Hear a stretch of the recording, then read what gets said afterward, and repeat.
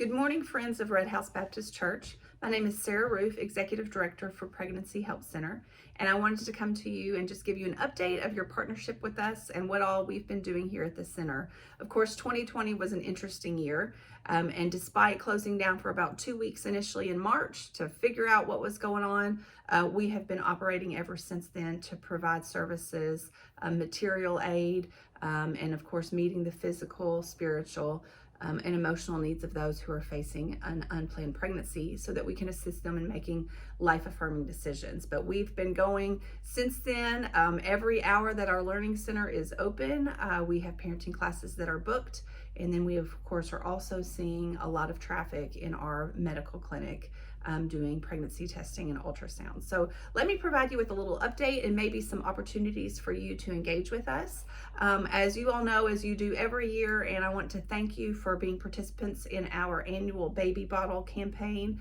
Last year looked a little bit different since many churches were not meeting on Mother's Day when we typically do bottle distribution, but we shifted over to a virtual campaign, and then also we're still able to distribute some bottles. But I want to thank you because you all were able to contribute more than $1,600 towards that, which goes a really long way in us continuing to provide the services that we do. So thank you for your continued partnership with our baby bottle campaign.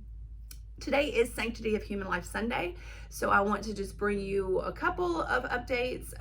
Good news out of Frankfurt last week. You may know that the very first bill passed in this session of the General Assembly was a pro-life piece of legislation. They actually passed 2 pieces of pro-life legislation, which will be sent on to the governor. Most likely will be vetoed, but good news this year is that we have the time and the manpower, so to speak, to override those vetoes. And I always like to tell people that though pro-life legislation is wonderful and it is nice, this issue is not going to be won in our halls of government. It's going to be won in our communities, in our churches, and in our home. And that's really where you come in, and that's where PHC comes in, because again, we want to equip people with good information and also just education. You know, I tell people it's been a generation of women was told a lie, and those lies continue, but a generation of women was told that it was just a blob of tissue, that a baby was just a blob of tissue. And we are in a unique position now in our medical clinic with the ultrasound machine, where we can show women that that is not true, that there is a life inside of them, a beating heart. And so we're able to do that in our medical clinic with pregnancy testing and of course ultrasounds, where they are able to see that image, they are able to see that beating heart, and that makes all the difference in the world. Of course, we also meet with them in our medical clinic, depending on what their decision-making process is coming in. We will meet with them to help them make that life-affirming decision, to talk them through if they're considering an abortion, just to give them good education, good medical advice, and also to talk to them about looking down the road a little bit if they do make that decision.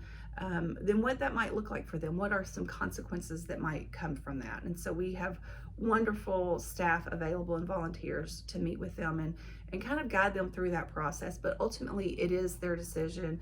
And so if necessary, we also have a post-abortive ministry that we're able to support women. And that was actually started at Red House several years ago by one of our sweet volunteers, Carolyn Hayes, when she attended a session there by Pat Layton of Surrendering the Secret, and Carolyn became trained, and she does lead our Surrendering the Secret Bible study now.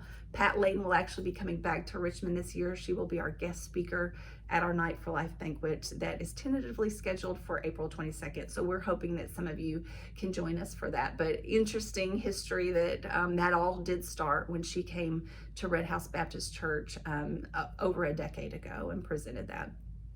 Of course, our Learning Center, last year we saw an increase in our Earn While You Learn clients, thinking that there's probably just that need out there. People were coming to us when store shelves were bare from diapers or formula, and they were coming to us to get those needs met, and then they were enrolling in our classes. And so we got a lot of new moms coming that way. Unfortunately, we did see a decline in our Step Up program and our fatherhood program, and a lot of that can be contributed to the fact that many of those are court referred cases. So in other words, they have to take parenting classes as part of a case plan if they've lost custody of their children. Courts were not operating for most of the year, so those referral numbers went down, and thus we saw a decline in those numbers. We're looking to get them back up. We're already seeing an increase at the beginning of this year, but again, those parenting classes are booked, and we're so glad we can provide those services. You can see behind me, this is our boutique, and so those who work through our Earn While You Learn program, this is some of the fun stuff that they get to earn. And of course, all of these things that you see are provided through donations in our community and in churches and individuals like you all. So thank you again for that. As we move forward, we're kind of changing the way we do a few things. We're really looking at as we advance. We know that women, when they are in a time of crisis, and men, when they are in a time of crisis, they are going to their phones and they're looking for information. So we are really trying to increase our online presence and our marketing. And because of that, on some areas that we're looking at, we expect to see more abortion-minded or abortion-determined women who might be seeking out our services. And so we ask that you pray as we expand in that way, and just pray that we'd reach those women, that they would find us. We want to be the first resource that they seek. So as I mentioned before, so that we can provide them with really good information as they wrestle with that decision. So please be in prayer for that. Other things you can do, like I said, we are open, so volunteer opportunities are available, whether it's front desk or just one-time things to come in and clean or help with events. We would welcome that. But we do appreciate your ongoing partnership with us. Without you all and other churches in our community, Pregnancy Help Center would certainly not be able to exist. We are celebrating 30 years this year, and we are so fortunate to have you as a partner with us. So thank you.